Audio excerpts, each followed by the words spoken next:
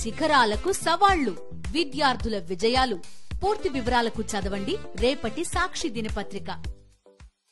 ఇప్పుడు నాకు కూడా ఆయన చెప్పిన తర్వాత నేను ప్రసాదం అయితే తెచ్చుకున్నా, ప్రసాదం కూడా తిన్నా.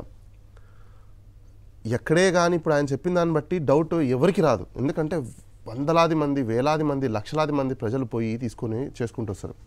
ఆయనకు కనీసం జ్ఞానం ఎందుకు లేదో నాకు అర్థం కావట్లేదు. లడ్డూల కౌంటర్ దగ్గరికి వెళ్తే పక్కనే వండుతుంటారు, మొత్తం లడ్డు ప్రిపరేషన్ స్మెల్ ఎంత మంచిగా వస్తుందంటే నెయ్యి స్మెల్, నెయ్యితో చేస్తారు.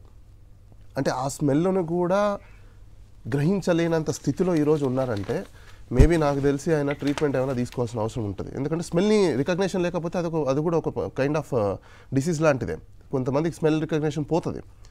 ఇప్పుడు ప్రజలందరూ ఏమనుకోవాలి అంటే, ఇప్పుడు దేవత దర్శనం చేసుకొని లడ్డూలు తీసుకోవాలనుకోవాలన్నా తీసుకోకూడదు అనుకోవాలన్నా, ఒక ముఖ్యమంత్రి స్థాయిలో ఉండి ఇంటర్నేషనల్ లెవెల్లో పేరున్న ఒక దేవస్థానాన్ని కించపరచడం, మాట్లాడడం అంటే నథింగ్ బట్ ఆయన మీద ఖచ్చితంగా క్రిమినల్ ప్రాసిక్యూషన్ చేయాల్సిందే.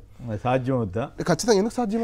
ఎవరండి చంద్రబాబు గారి మీద కేసు పెట్టే ధైర్యం ఎవరికి ఉంటుంది? కేసు పెడితే మాత్రం న్యాయ వ్యవస్థ తీసుకునే పరిస్థితి ఉందా? అసలు మీరు ఇదే మాట అంటున్నారు కాబట్టి మీరు అదే మాట అంటున్నారు కాబట్టి ఇప్పుడు నేను కూడా ఒక భక్తుడిగా నేను అక్కడ వెళ్ళేసి వచ్చాను. తిరుమలకి వెళ్ళే నేను తల్లినాలు ఇచ్చేసి వచ్చాను. అంటే 1 వీక్ కూడా అవట్లా. ఇప్పుడు నేను కూడా బాధ చెందుతున్నా. ప్రసాదం ఇంట్లో ఉంది కాబట్టి, ఈ మాటలు మాట్లాడే కాబట్టి ఖచ్చితంగా నేనే కంప్లైంట్ చేస్తాను. ఇప్పుడు వారం రోజుల క్రితం వెళ్ళారు. ఎస్, నేను వారం కూడా అవ్వలేదండి. వారం రోజుల క్రితం కూడా జంతువుల ఫ్యాట్ కలుపుతున్నట్టు చెప్పదలిచారు చేశారు కదా. నా ఇంట్లో ఉంది లడ్డు. ఇప్పుడు సాటర్డే నేను వెళ్ళాను, Sunday Monday Tuesday Wednesday Thursday అనుకోండి, మహా అంటే 4 days 5 days అయింది. అంటే 4-5 days లడ్డు అయితే ఉంది. నేను ఒక 6-7 లడ్డూస్ తెచ్చుకున్నా. ఒక లడ్డు ఇంకా ఎక్స్ట్రా 2-3 లడ్డూలు ఉన్నాయి. బై ఇంకోటి నేను తీసుకొచ్చిన లడ్డు అంటే గత ప్రభుత్వం మీద ఆరోపణ చేయాలనుకుని ఇప్పుడు ఆయన ప్రభుత్వం మీద కూడా ఆరోపణ చేసుకున్నారు. అదే కదా. గత ప్రభుత్వం మీద చేశారో లేదో మనం చూడలేదు, ఇప్పుడు వెళ్ళలేదు. కానీ ఆయన ఎందుకు చేసుకొచ్చారు అంటే మేబీ ఇది డైవర్షన్ ఒకటి. ఏది ఇప్పుడు ఇందాక మన సీనియర్ జర్నలిస్ట్ మాట్లాడడం, అమరావతి మునిగిపోలేదు అని ఆయన అంటున్నారు కదా. చంద్రబాబు నాయుడు గారు నేను సూటిగా ప్రశ్న, సార్ మీ ఇంటికి వెళ్ళే రూట్లో బ్యారేజ్ దాటిన తర్వాత మేము కోర్టుకు వెళ్ళడానికి మీరు ఎందుకు రోడ్లు మాకు ఇవ్వాల? మా కార్లన్నీ మునిగిపోయాయి, మేమే స్వయంగా వెళ్ళాము, ఎందుకు అయిపోయాయి? ఆ రోజు మీరు అడిగింటే మేము వీడియోలు ఉన్నాయి మా దగ్గర, మేము ఇవ్వమంటారా?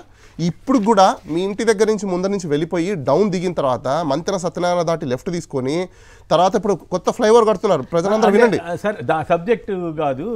ఇప్పుడు ప్రధానంగా టీటీడీ మీద శ్రీ వెంకటేశ్వర స్వామి భక్తుల మనోభావాలని చంద్రబాబు గారు మనోభావాలు కూడా దెబ్బతిన్నాయి కాబట్టి నేనే యాక్చువల్లీ నిన్న చూసాను. నేను ఇవాళ ఇద్దాం అనుకున్నాను కానీ ఇప్పుడు ఆఫ్టర్నూన్ కానీ ఈవినింగ్ కానీ నేనే ప్రిపేర్ చేసి డీజీపీకి, తర్వాత గవర్నర్ గారికి, అదేవిధంగా నేను ప్రైమ్ మినిస్టర్కి అందరికీ కంప్లైంట్ చేస్తాను. ఆయన మీద ఎస్హెచ్ఓ కూడా ఇస్తాను, కన్సర్న్ ఎస్హెచ్ఓకి. ఎందుకంటే ప్రజల యొక్క మనోభావాల్ని, మతాల్ని కించపరిచి, ఇప్పుడు ఒక మతము, హిందూ మతం అనేది ఆయనని ప్రగాఢంగా నమ్ముతుంది. అంటే ఇప్పుడు హిందువుల మతభావాల్ని కించపరిచే విధంగా చేసినప్పుడు ఖచ్చితంగా ఆయన మీద చర్యలు ఉండాలి కదా. మరి ఇంతమంది మీద హిందూ సమాజము ఎవరైనా ఒకవేళ మాట్లాడితే ఊరుకొని హిందూ సమాజం అక్కడంతా మీరు ఇప్పుడే చెప్పారు బ్రాహ్మణ వైష్ణవ పండితులే ఇవన్నీ తయారు. అంటే ఇప్పుడు వాళ్ళని కూడా బ్రాహ్మణ సమాజాన్ని కూడా అవమానించినట్టు ఖచ్చితంగా దీని మీద ఖచ్చితంగా నేను లేఖ అయితే రాస్తాను. దాని మీద రెస్పాన్స్ ఆయనకు కూడా రాస్తాను, నోటీస్ ఇస్తాను ఆయనకు కూడా. ఆయన రెస్పాన్స్ చేయాలి. ఆయనకి ఎవరు సమాచారం చెప్పారు అంటే రూమర్స్ ఇప్పుడు ఒకటి ఇది ఓత్ తీసుకుంటారండి. ఒక సీఎంగా మినిస్టర్స్గా ఉన్నప్పుడు ప్రమాణ స్వీకారం చేసేటప్పుడు ఏది కూడా ప్రజలకు మిస్యూజ్ చేయకూడదు, మిస్ఇన్ఫర్మేషన్ ఇవ్వకూడదు, డిస్ఇన్ఫర్మేషన్ ఇవ్వకూడదు. ఇప్పుడు ఆయన ఇచ్చిన ఇన్ఫర్మేషన్ ఏంటి? ఒకవేళ నీకు తెలుసుంటే ఫస్ట్ నువ్వు ఇన్వెస్టిగేషన్ చేయాలి. ఎంతమంది ఇన్వెస్టిగేషన్ చేసావు, ఎవరోని ఇన్వాల్వ్ అయి ఉన్నారు చూసావు, వాళ్ళని ఎంతమందిని సస్పెండ్ చేశారు, వాళ్ళ మీద ఏం చర్యలు తీసుకోవాలి కూడా చెప్పాలి కదా ప్రజలకు. ఖచ్చితంగా ఒకవేళ జరిగి ఉంటే అంటే ఇదేంటి జరగని వాటిని ఒక రూమర్ని క్రియేట్ చేసి పబ్లిక్లోకి పంపించడం, దాన్ని ఏమంటారు? వరల్డ్ ఎకనామికల్ ఫోరం చెప్పినట్టు misinformation, disinformation is very dangerous, it's a disaster అని చెప్పారు. డిజాస్టర్ ఎందుకు డిజాస్టర్ అదే పరిస్థితి ఏర్పడింది. సైకలాజికల్ డిజాస్టర్ అది. అంటే ప్రజల మధ్యలో psychological disaster for whom? Everybody. Everybody. ఆయన సైకలాజికల్ డిజాస్టర్ ని మిగతా అందరికి రుద్దుతున్నారు. Whatever it may be. ఇప్పుడు ఆయన సైకలాజికల్ డిజాస్టర్ మొత్తం ప్రజల మీద వేసేసినప్పుడు వాళ్ళని కూడా నమ్మమంటున్నారు కదా. పై ఇప్పుడు చూడండి, ఇది టైమ్స్ ఆఫ్ ఇండియా ఇటువంటి పత్రికలు మొత్తం దేశవ్యాప్తంగా ఇంగ్లీష్ మీడియం ఇంగ్లీష్ పేపర్లు హైదరాబాదు తదితర రేషన్లు కూడా ప్రచురించాయి. ఈ కాంట్రవర్సీ క్రియేట్ చేశాడు. ఇట్లాంటి animal fat was mixed in ghee use to prepare the famous TTD laddus అని.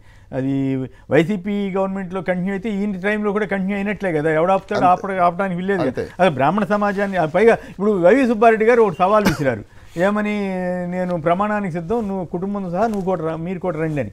మరి దానికి సిద్ధం అవుతాడు ఆయన? సార్ అంతవరకు కూడా అక్కర్లేదు సార్, మీరు చాలా ఎక్స్పీరియన్స్డ్. ఇప్పుడు ఆయన అన్నట్టు ఫ్యాట్ ని కరిగిస్తే ఎలాంటి స్మెల్ వస్తుందో ప్రతి ఒక్కరు తెలుసు కదా, చాలా దరిద్రంగా వస్తుంది. ఈ లడ్డూలు తయారు చేసే బ్రాహ్మణులంతా తట్టుకోగలుగుతారు. రెండో విషయం, ఇప్పుడు ప్రమాణాల వరకు ఎందుకండి, తిరుమలకి వెళ్ళేసి వెనకాల లడ్లు ఇచ్చే కౌంటర్ దగ్గరికి వెళ్తే అక్కడ నిల్చుకోమని చెప్పండి. ఆ స్మెల్ పోటు అక్కడే ఉంటుంది కదా, పోటు అంటారు. That's what. అదే నేను అనేది, బ్యాడ్ స్మెల్ వస్తుందా, నెయ్యి స్మెల్ వస్తుందా, లడ్డు ఏ స్మెల్ వస్తుందో అర్థమైపోతుంది కదా.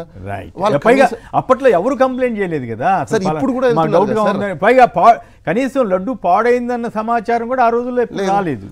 ఇప్పుడు కూడా ప్రజలు అక్కడే ఉన్నారు కదా, ఎవరో ఒకరి నుంచి కంప్లైంట్ చేయాలిగా.